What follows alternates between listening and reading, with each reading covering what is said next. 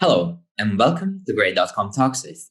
Today, we're talking with Brendan Briery, Chief Program Officer and Executive Camp Director at Children's Association for Maximum Potential, an organization that provides recreational programming for children and adults with developmental, intellectual, medical, behavioral, and physical disabilities. And if you're new to our podcast, please press subscribe button either on YouTube or your podcast app because today we're going to learn about an organization that is helping children with special needs reach their maximum potential. Hello, Brendan. Welcome to Grade.com Talks With. We're excited to have you here. Hello, I'm excited to be here. Wonderful. Could you please describe your organization to someone who is not familiar with your work? Absolutely. Starting with our mission is to strengthen and inspire individuals with special needs and those who care for them through recreation, respite, and education. And what that means is we're looking at a pretty comprehensive picture of what life is like for people with a variety of special needs, both children and adults, as you've already heard today. And we really want to give those kids and adults opportunities to do things they don't get to do really anywhere else or very few other places. We also want to give their parents and other caregivers a break from those responsibilities while their children and family members are experiencing camp with us. And we also want to give our volunteer counselors, our healthcare volunteers, and our campers themselves some education that will help them outside the gates of camp. There's a lot that we do here at camp, but there's a lot of ripple effect that goes back out into the community at large that we're really proud of as well. Mm-hmm. It's great that you provide a platform for children with special needs to experience things that they can't experience elsewhere. And you mentioned you also provide a break for their caregivers or parents to take some time off and while their children are under the care of your organization. You mentioned that there are specific things that children can't experience outside while they experience it in your camp. Could you please elaborate on that? What are those experiences? Absolutely. One of the things that our campers get to do while they're at camp is ride a horse. And that may seem, like a pretty common opportunity that lots of kids get to enjoy in different settings. But when you think about a camper who has some physical disabilities, some challenges with mobility, they may have difficulty sitting on a horse without support, without adaptive knowledge or equipment to help make that happen. There just aren't a lot of places that some of our campers can experience that opportunity. But here at camp, we make that happen. The same happens with canoeing. Our campers get to go canoeing on the beautiful Guadalupe River that runs right through our property. They get to swim. They get to experience nature. We have a number of critters in our nature center that they get to hold and touch and learn about. We have arts and crafts like most camps have, but we adapt them. If a camper for some reason doesn't have use of his or her hands, then we find a way that they can paint with their toes or using their mouth to hold a paintbrush. The same kind of thing happens at our archery range. It's amazing to see campers who may not have use of their arms, but with supportive equipment and counselors are able to shoot bows and arrows and hit the bullseye with their feet. It's just really amazing to see all the ways that we're able to pull those opportunities together for campers. And, we're talking about campers who often lie on the moderate to severe end of the challenges they're facing. So we have campers who come to camp who use ventilators to breathe, who get to go in the pool, who get to go canoeing and ride a horse, who get to go down the slip and slide because we have respiratory therapists and physicians and nurses and camp counselors who are right there supporting them, making it safe, making it possible. I have the best job in the world because I get to witness these things on a regular basis. Mm-hmm. I like the fact that you provide a range of activities for children with special needs. It's not one. You mentioned canoeing, you mentioned archery, you mentioned horseback riding, and you mentioned arts class. So it's a great platform for children that want to experience multiple things in a short amount of time, or in a span of time that they are in their camp. They get to experience and learn and discover whether they have a passion in it or not. As well as you mentioned, you customize your programs for children. If they don't have a hand, you make sure they paint with their toes. And so that's a very unique and very incredible thing. On your website, it indicates that you have two programs. Could you please describe what those programs are, and what's the impact of those programs on children? Sure, and really, we have two seasons within which there are a lot of programs. So our summer camp program and summer season is our largest, where we welcome the most campers. We have week-long sessions for the campers that run Sunday through Friday. This year, things are looking a little different because of the worldwide pandemic that we're all continuing to deal with. But we are planning to have in-person camp this summer, and we're just doing it with smaller groups, and the groups are not mixing together as much as typically is the case.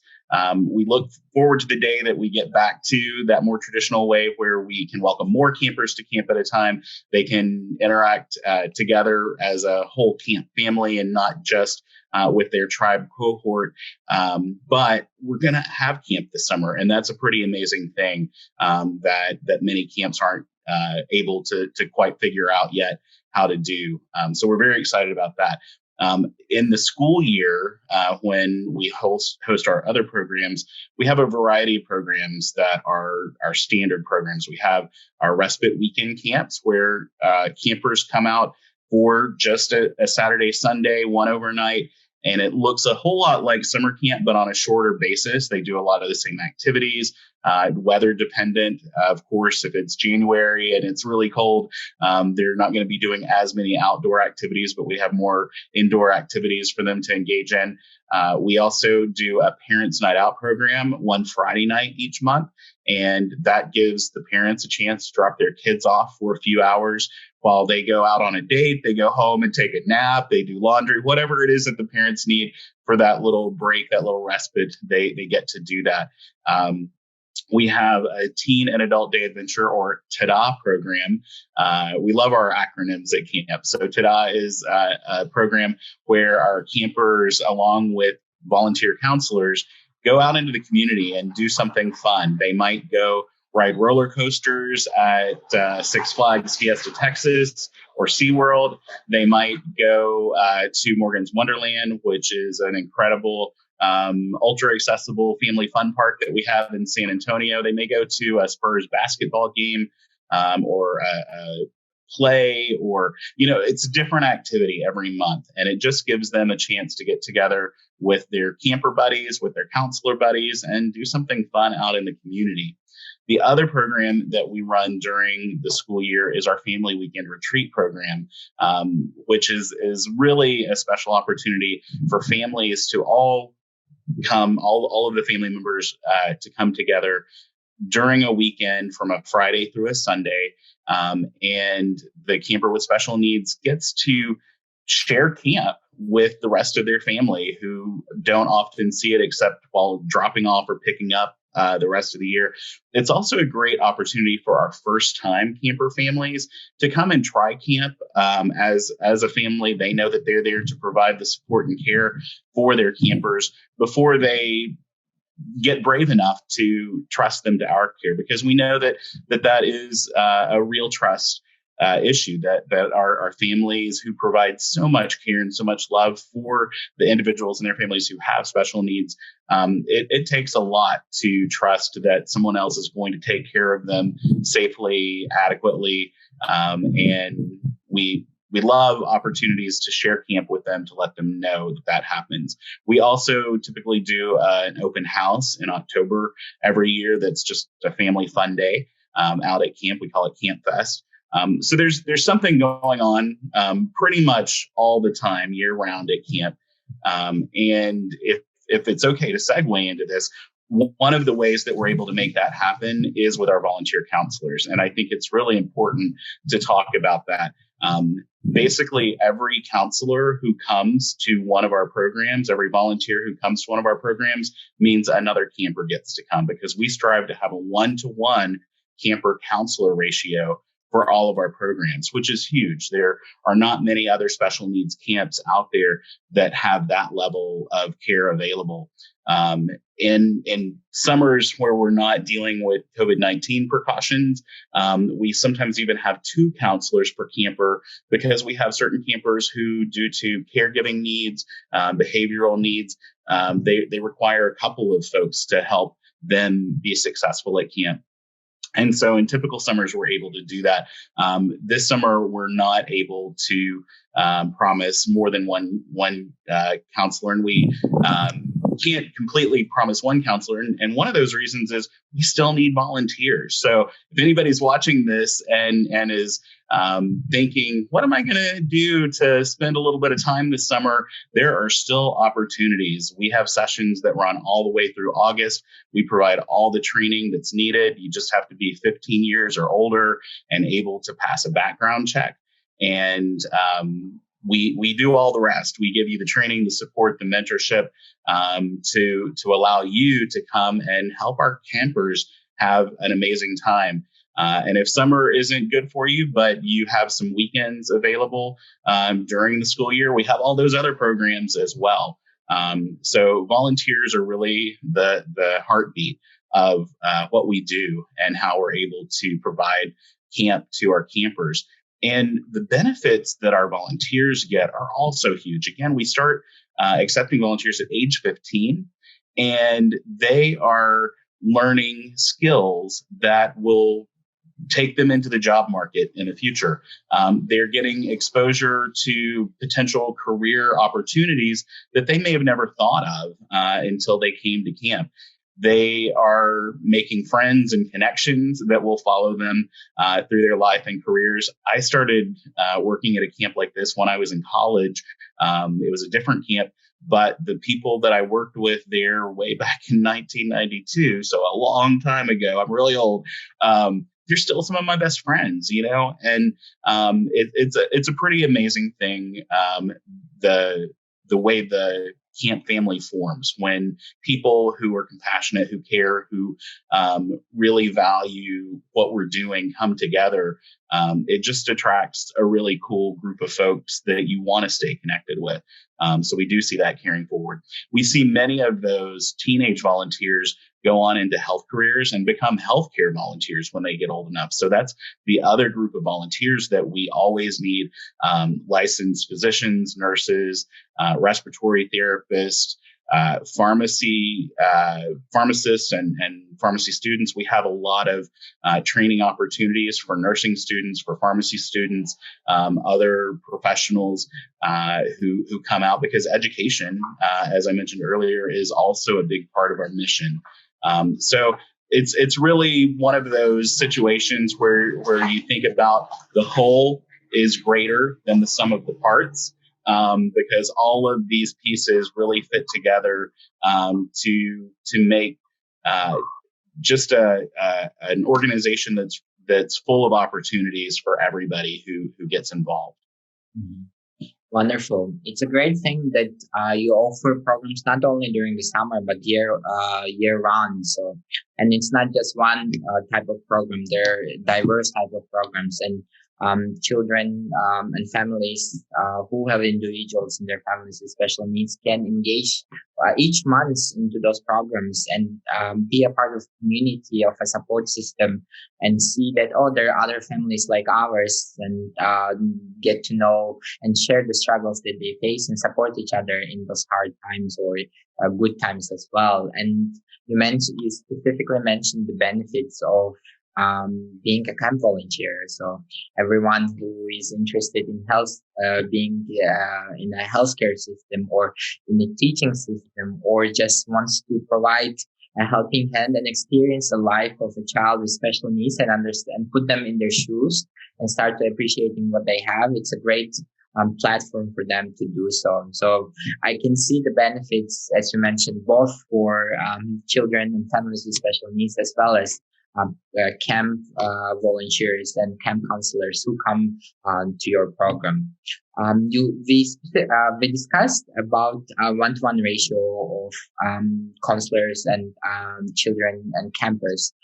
Could you please describe what makes a difference between a regular camp and a camp for children with special needs? How they are different? We know about children with special needs. They have specific needs, but are the classrooms smaller? What's the atmosphere that it feels like? Could you please elaborate on that?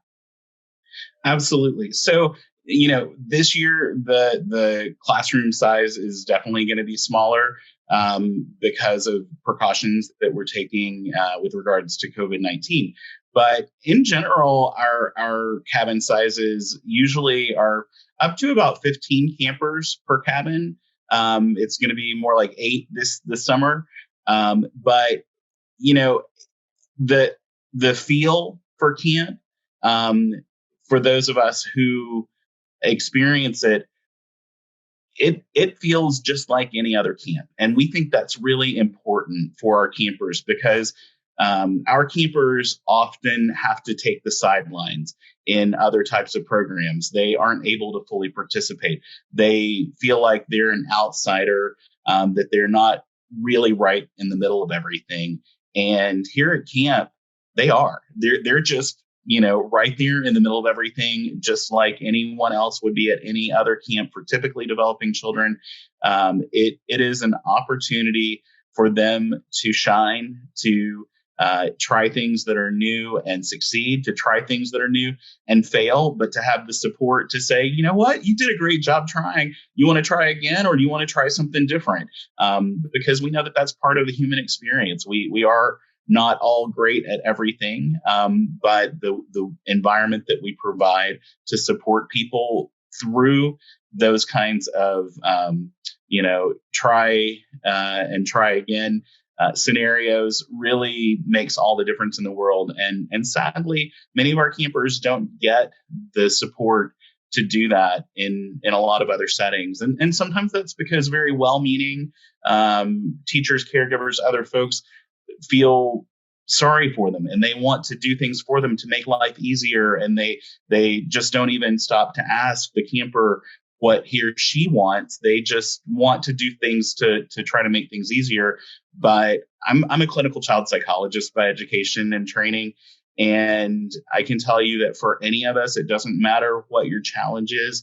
We all want to feel like we've accomplished things. We all want to feel like we have a level of independence, of self-confidence. And if we're never allowed to try things, we're never going to be able to build that kind of self-confidence. And that is a lot of the feel of what camp is all about, is providing that for our campers, providing that for our volunteer counselors, for our healthcare volunteers, providing that environment of support, of education, of trying new things, stepping outside your comfort zone, and enlarging your comfort zone through those efforts. It's just, an all around great place to be in the middle of.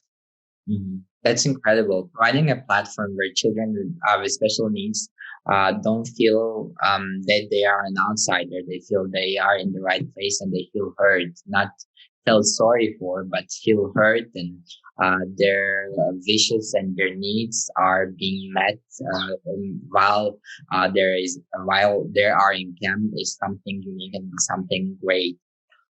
Could you please share one story of a camper who went through your program and how it impacted their life, and one story of a volunteer and how their life changed after they went through the camp program? Sure. And I'll just say, particularly as I talk about a camper, I'm not going to promise I won't cry a little bit, but that's real, and that's okay. So I'd like to tell everybody about Scarlett. Scarlett was in an automobile accident when she was just an infant. And in that accident, she became paralyzed from the C2, C3 vertebrae down. So she did not have use of her arms, her legs. She needed a ventilator to help her breathe. And she was brilliant and sweet and just such a ray of sunshine, and started coming to camp when she got old enough. And she was one of those campers that, even with all of those physical challenges she faced, she rode a horse, she went swimming, she went in the canoe. One thing that she hadn't done was slip and slide. I mentioned that earlier, and I was thinking about Scarlett when I said it.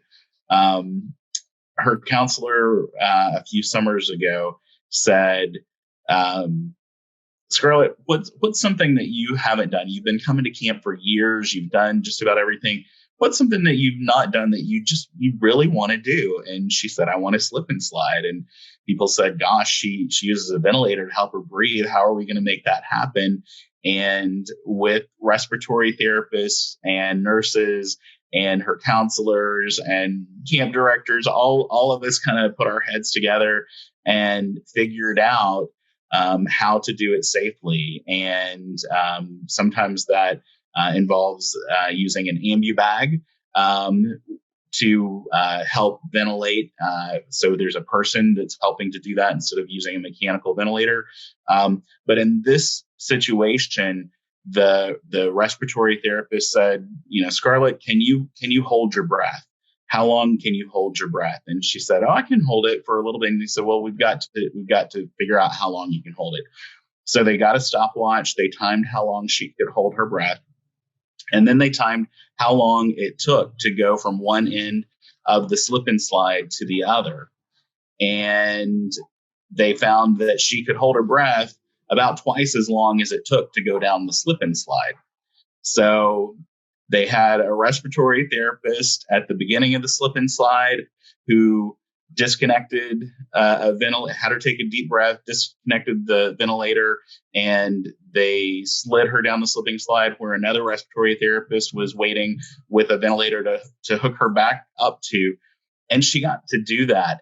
And I just can't even begin to describe how big the smile was on her face, because she was able to do this thing that she'd seen on TV. She'd seen other kids do for years and didn't think that she'd ever get to experience. But she did. And it's those kinds of joy that we try to make happen for all of our campers all the time.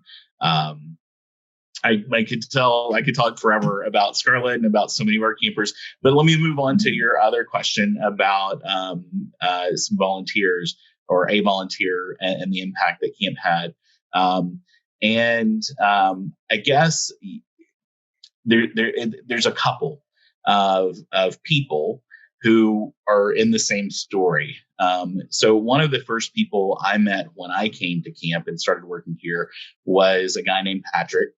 And Patrick was a chief cabin counselor, one of our summer cabin leadership positions, and had been in that position the summer before. So he kind of knew about camp. I had done camps. I, had a PhD in clinical child psychology, but I hadn't been at this camp before. And he was one of the first people that I had a real conversation with as we got going with the first summer I was here for. And he told me about why he got involved in camp and about the impacts that it was making into his life. And we developed a friendship and a mentoring kind of relationship that, as he proceeded through college and was trying to decide what he wanted to do, his experiences at camp really helped shape that into him going into occupational therapy as a field and getting a doctorate in occupational therapy. While also along the way, while working and volunteering at camp, he met a girl who was also working and volunteering at camp named Cece, who, as it turns out, had also started on a path towards becoming an occupational therapist. So now, all these years later, that was 2008 is when I first met Patrick, and it was probably 2010 when Patrick and Cece kind of met at camp. And now here we are in 2021, and they are both occupational therapists, both working with people with special needs out there in the community, and coming back and volunteering at camp, and being donors to camp. And that's another important thing that I haven't said. But one of the other ways that camp is able to offer the programs that we do is through the generosity of donors who provide the funding resources to make camp possible. We don't ever want a financial constraint to make it a barrier for any of our campers to experience the programs that we offer. And so we provide a lot of scholarships, and we do that through the generosity of our donors. So there's always that opportunity of anyone listening to this says, gosh, I just can't get to Texas to volunteer hands-on, or I don't have the ability for whatever reason to be there and do hands-on volunteering, but I want to help somehow. A $10 donation goes a long way. It may not seem like much, but when you put a lot of those together, it goes a long way. We always have new things that we're wanting to do for our campers and their families, and every gift that we get helps us get further down that path.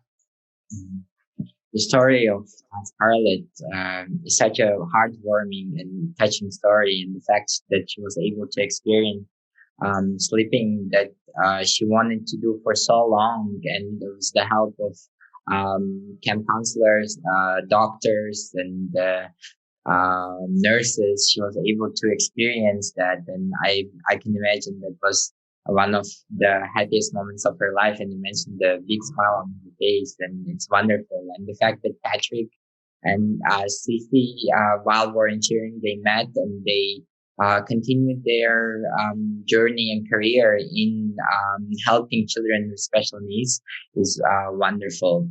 You mentioned that if someone would like to support your organization, they can donate, and if someone would like to be a volunteer, they can volunteer. How can they get in touch with your organization? Thanks for asking. Yeah, the best way is to go to our website at campcamp.org. It's just campcamp.org.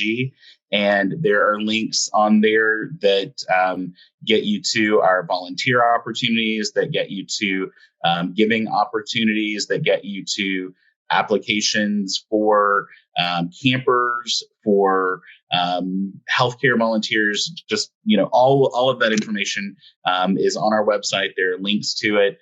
One of the things that we have coming up that you'll also find links under the giving section for is at the end of August, we're going to have a fundraising gala that is going to be virtual this year. And there's no ticket price. Anybody is welcome to join and celebrate camp along with us. And we're really excited about I guess you would say, awareness campaign that we're launching with that, that we're calling See Me, Hear Me, Know Me.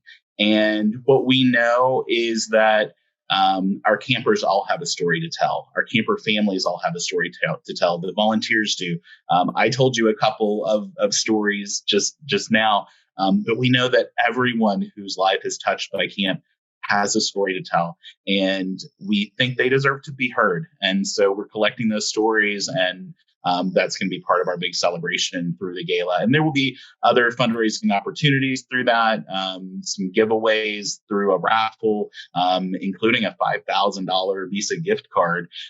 So pretty big prize there, a silent auction, different things. So there are ways that we'll be making some fundraising revenue through that event, but the event itself is free, online, open to anybody, and we'd love to have people join us. And again, your best way to find out more information about that is to go to our website. Mm-hmm. For you listening, the link to the campcamp.org will be provided in the description. So if you would like to support the organization financially, you can do that through the donate page in their website, as well as if you would like to be a volunteer, you can learn about the opportunities that camp offers, and you can get involved. Thank you so much, Brendan. It was wonderful to get to know you and the great work that your organization is doing. Thank you so much. It's been great talking with you today. For you listening, if you enjoyed this conversation, please press like and share button, because this will show the YouTube and podcast algorithm that this conversation is important, that we need to provide safe environment for children with special needs so they can experience everything and they don't feel outsiders. Thank you, and see you in the next episode.